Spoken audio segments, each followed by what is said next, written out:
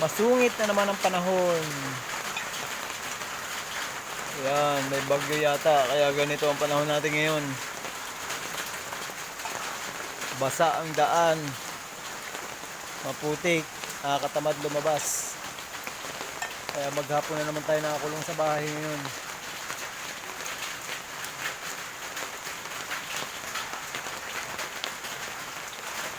Ayun, may gagamba ron. Kita ba? Malaki yung gagamba. Sabi ko kung anong tawag sa inyo niyan. Kaya doon, masungit talaga panahon ngayon. Tama, oh.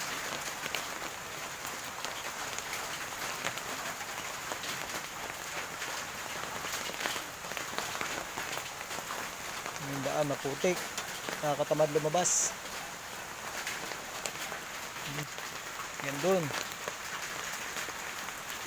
Bukid na bukid talaga. Probinsyang probinsya.